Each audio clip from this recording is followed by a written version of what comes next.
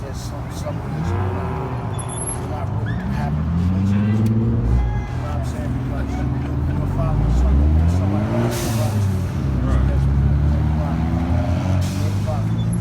Well, Masons like to read a lot of books, right? I mean, you should just delve into it yourself, study it yourself, man. This is your ancestors left it. But I'm more, I like to read the facts. Yeah? Yeah, I like to read the facts. If it's a fact, then I follow it. It's just, well, it's a fact that if you eat unclean meat, you will get sick and die. You read Leviticus 11, it gives you those facts. It's a fact that if you engage in homosexuality, you're going to kill your lineage off and more than likely catch diseases yourself. That's a fact. That's in the Bible. It's a fact that if we practice good economics amongst each other, we can build each other up and be strong. And if we practice usury on the other nations, we can prevent them from getting over us. That's in the Bible as well, too. But what do? We want to give handouts to people that's already above us and treat each other like everybody owes us something. Anytime brothers go to another brother's business, they want kickbacks, they want free stuff, they want discounts. They don't want to support the brother's business, but they'll go pay full price with the white man. What we're doing is backwards, and these are facts. These are facts that you get out of the Bible. And if we follow these things, then we can actually get up on our feet again. And not just get up on our feet, but rule over our oppressors and stop being the oppressed. Just like it's prophesied in the Bible, which also is fact. Those prophecies are facts. Some of them have happened, some of them haven't happened yet, but they are going to. They are going to. So we just implore you, brother, to put your focus and your energy in what the Most High gave us, not what the white man gave us. Exactly.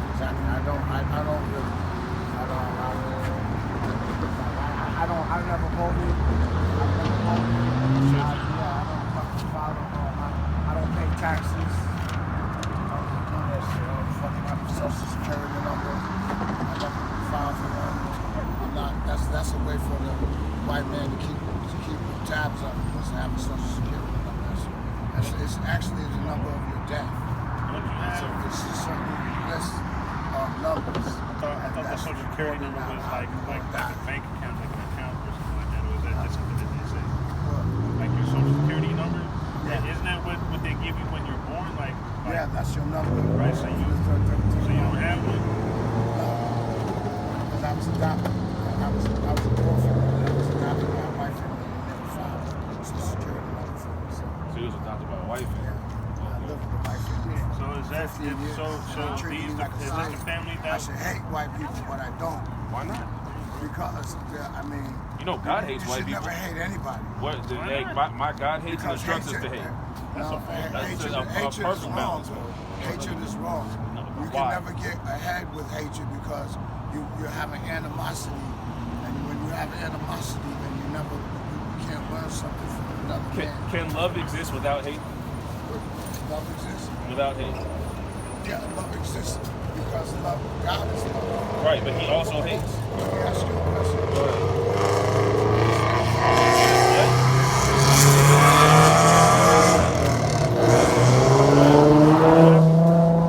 What does each letter of the word love stand for? And it describes God. Go ahead, tell me.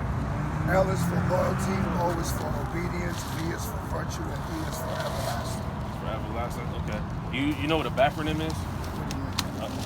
A backronym. A backronym is when you make an acronym out of a word that already exists, that didn't come into existence as an acronym. Right. Love is an English word that goes back. You know how languages evolve over time? Right. You take that word back far enough, it's not going to be L-O-V. As a matter of fact, in the 1800s, it would have been L-O-U-E. Or not 18s, like it, 1600s. 1600s, it would have been L-O-U-E. So, over time, these things change, but what doesn't change is the word of God. Now, you said you don't hate, so you don't hate anybody. No, I don't hate anybody. So do you love pedophiles? No, I don't love pedophiles, but they're going to exist because this is the world. That's what the world is. There's everything in the world. This is hell right here. Yeah, it is hell. Don't you hate hell? No, I don't hate hell. You don't hate hell because then you don't want rulership, brother. I don't walk the path of hatred, and I don't walk the path of misguided hatred isn't what we're talking about. You're talking about misguided hatred, just hating things willy-nilly. Look, if you don't hate hell, if you don't hate oppression, you'll never get rulership. Because you will be comfortable in your oppression. The Most High God wants us to be foolish. You don't feel oppressed? I don't feel oppressed. You don't feel oppressed? Well, you are, because brother. I make my own way. Listen. We seen a dude walk by here that feels like he's a girl. It don't change the fact that he's a dude. All right, he's a guy. You might not feel oppressed, but you are. Our people are oppressed. If we weren't oppressed, we'd be able to do whatever we wanted to do. No, then everybody's oppressed. Then everybody's not oppressed. The white man oppresses his own people. There are people at the top that are not oppressed, and we're oppressed in different degrees. You and I, as black people in America, blacks, Hispanics, Native Americans in America, we're treated the absolute worst. Well, that's here in America, though. Of course. Where is it good for us then? Where in the world is good for us? There's other places that. Just name one place that's good for us. Just name one place that's good for us. Our country, Africa. It's bad parts of Africa. Africa's not a country. Africa's a continent. There's over 50 countries within Africa, and we don't rule any one of them. And those people that's over there, those tribes, those rival tribes of ours that sold us out to the white man in the first place, still hate us today. They might not be as vicious to us as the white man is, but they still hate us, and we still won't be on top over there either. Right. So there's nowhere on earth you could go where you're the ruling class. Nowhere. The only way that's going to happen is if we come back to the law, statutes, and commandments of the Most High God. Nobody rules really but God. Nobody rules. That's basic. That's fact. So God doesn't set up rulers on earth? God doesn't set up rulers on earth? He makes people on earth, but, I mean, people choose to be rulers and they make their own way. So people can choose to be rulers against God's will. So if God didn't want them to rule, they can still rule anyway? It comes time for this to be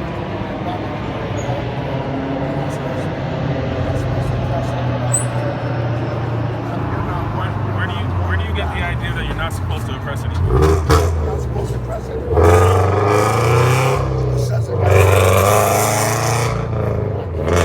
It happens all the time. But you said it says it right where? Now that's what I hate. It's loud ass fucking cops. Well, all right, we getting somewhere. So you hate something.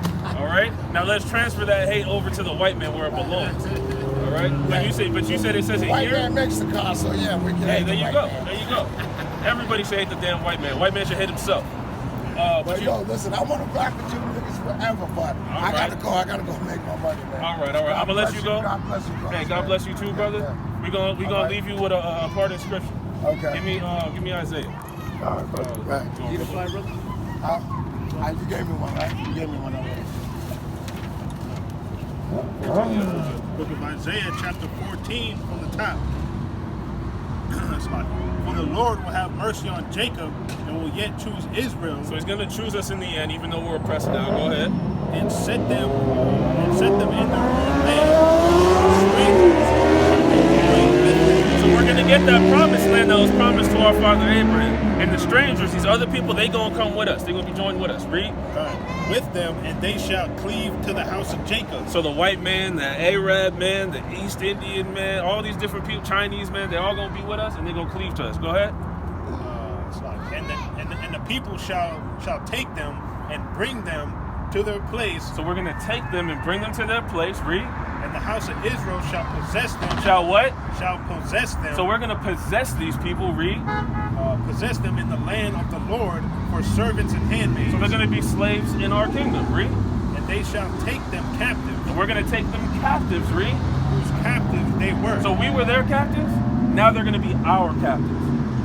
Go ahead. And they shall rule over their oppressors. We're not going to live hand in hand with them. We're not going to be linking arms and singing Kumbaya together. It's not going to be an equal playing field. We're going to be over those that oppress us. So that's why when you said that we shouldn't oppress anybody, I had to disagree, because the prophets of the Most High God said that this is what his plan is for our kingdom. In heaven, people like this individual on the bike right here are going to be enslaved to you. And that's a beautiful thing, man. And we should love that and hate them. But all right, King, I won't hold you. It's good talking to you, brother. Man, God bless leave that Masonic stuff alone, man. Come back to the Most High God, bro. Go ahead. That's the book of Micah, chapter 4, verse 1.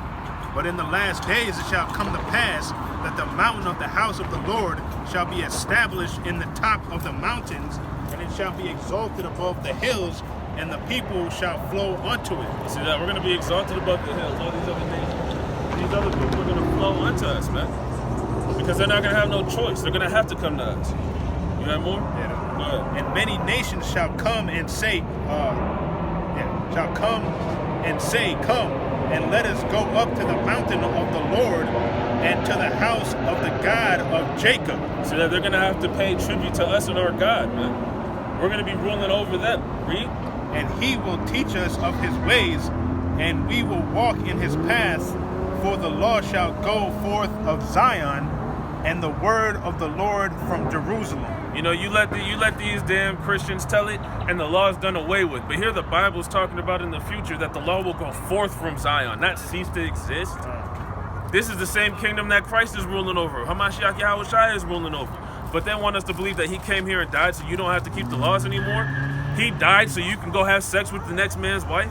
He died so you could murder the next man. He died so that you could be a damn homosexual, or you could do all manners of wickedness, man. No, man, he's not the author of sin, man. Go ahead, the minister of sin. Read. This is Revelations 2:26. And he that overcometh and keepeth my works unto the end, to him will I give power over the nations. So he's going to give power over the nations. It doesn't say everybody's going to be on an equal playing field. The black man, woman, and child, Hispanic, and Native American is going to rule over every cracker devil on the face of the earth. Over every damn Elamite, over every damn Ishmaelite. All these people is going to be under our foot, man. Where they supposed to be. Read. And he shall rule them with a iron rod. And we're going to rule them with hugs and kisses? With a iron rod. With pats on the back? With a rod of iron. What do you do with a rod of iron? You bust things up with a rod of iron. Read. As the vessels of a potter shall they be broken to shivers. See, I'm not lying, man. As the potter's vessels, we gonna break them into shivers. We gonna break them down, man. If they don't listen, they get beat down to the ground. Read. Even as I received of my father. Even as I have received of my father. What Vocab Malone would call the worst religion ever. Good. God damn him, man. Death to him and everybody like him.